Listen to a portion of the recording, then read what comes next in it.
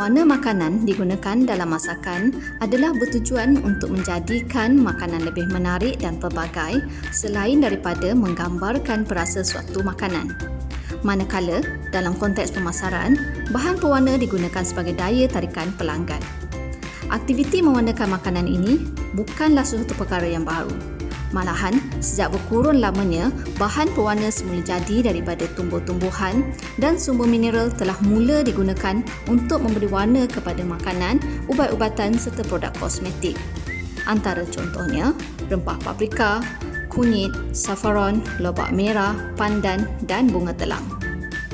Sumber pewarna yang digunakan ini bukan sahaja memberikan warna, malah turut mendatangkan kesan positif kepada tubuh badan kerana tinggi kandungan antioksidan, vitamin dan mineral. Namun sayangnya, seiring dengan arus kemodenan masa kini, di pasaran terhidang dengan makanan yang berwarna-warni, nampak menyelerakan dengan campuran bahan pewarna sintetik, yang mana kebanyakan bahan pewarna jenis ini dihasilkan daripada bahan kimia yang dibenarkan mengikut kepada Peraturan-Peraturan Makanan 1985 seperti petroleum. Pun begitu, menurut daripada pelbagai sumber maklumat sekunder, banyak hasil kajian mengatakan bahawa bahan pewarna sintetik ini memberi impak negatif kepada kesihatan jika diambil secara berlebihan dalam diet harian. Contohnya, ADHD, Attention Deficit Hyperactivity Disorder atau hyperaktif kurang daya tumpuan yang merupakan satu masalah perkembangan neurologi yang berlaku dalam kalangan kanak-kanak. Melalui pemerhatian dan kajian dalam pelbagai sumber bacaan, kami dapati antara sebab pewarna makanan sintetik ini menjadi pilihan pengguna adalah kerana ianya mudah didapat di pasaran pada harga yang murah, warna yang lebih terang dan rangkaian warna yang luas. Malah, ianya senang untuk digunakan.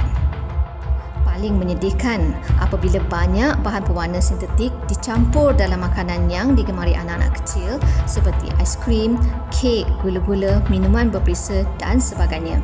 Ini jelas menggambarkan golongan yang terdedah pada bahaya bahan pewarna makanan ini adalah kanak-kanak. Malahan kini, bahan pewarna sintetik semakin banyak digunakan dalam pembuatan kuih muih dan makanan tradisional tempatan. Menyedari hakikat ini, kami dari bahagian penyediaan roti, Institut Kemahiran Tinggi Belia Negara Alur Gajah telah menghasilkan satu inovasi dalam rantaian produk pewarna makanan yang berasaskan bahan semula jadi, iaitu ekstrak bunga telang. Kami namakannya sebagai BB Vine Strip. Bunga telang atau nama lainnya blueberry vine yang sinonim dengan nasi kerabu menjadi bahan utama dalam produk inovasi ini bagi mendapatkan warna asli biru bunga telang yang unik. Dihasilkan melalui proses mengekstrak pati bunga telang, dibentuk dalam bentuk kepingan, dikeringkan dan seterusnya dibungkus dalam kotak pembungkusan yang kami reka khas. Selain itu, cara penggunaan BB Vine Strip adalah jauh lebih mudah berbanding cara tradisional.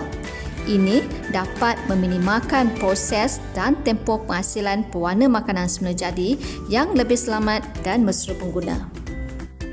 Objektif utama kepada penghasilan BB Vine Strips adalah untuk memaksimalkan penggunaan bunga telang sebagai sumber pewarna alami yang lebih selamat berbanding pewarna makanan sintetik.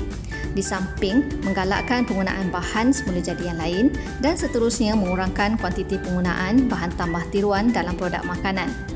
Ini secara tidak langsung dapat merubah norma penggunaan bahan pewarna sintetik kepada pewarna makanan yang berasaskan sumber alami, warna lebih asli dan selamat untuk kesihatan.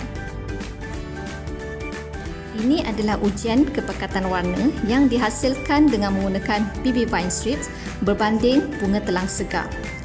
Gelas pertama adalah campuran 3 kuntum bunga telang segar bersama 150 ml air bersih. Gelas kedua, campuran 1 keping BB Vine Strips bersama 50 ml air panas didih. Gelas ketiga pula, campuran 3 keping BB Vine Strips bersama 100 ml air panas didih. Manakala gelas keempat yang terakhir adalah campuran 5 keping BB Vine Strips bersama 150 ml air panas didih. Daripada hasil ujian ini, didapati bunga telang mengambil masa yang lebih lama untuk menghasilkan warna yang lebih terang atau pekat dengan cara tradisional, iaitu merendam kuntuman bunga telang dalam air bersih. Malahan, pengguna perlu menggunakan lebih banyak kuntum bunga dan perlu tunggu masa untuk mendapatkan sumber bunga segar yang baru setelah dipetik untuk penggunaan seterusnya. Sedangkan dengan baby vine strip, pengguna hanya perlu melarutkan beberapa keping baby vine strips yang kering dalam air panas didih mengikut kepada kepekatan warna yang diperlukan. Seterusnya, saya tunjukkan di sini cara penggunaan baby vine strip di mana kami aplikasikan untuk memasak nasi kerabu. Kita menggunakan air yang telah direndam 5 keping baby vine strip ke dalam air panas 150 ml dan dicampur dengan 1 cawan beras serta bersama dengan 1 lagi cawan air putih biasa, air masak biasa untuk menghasilkan nasi kerabu.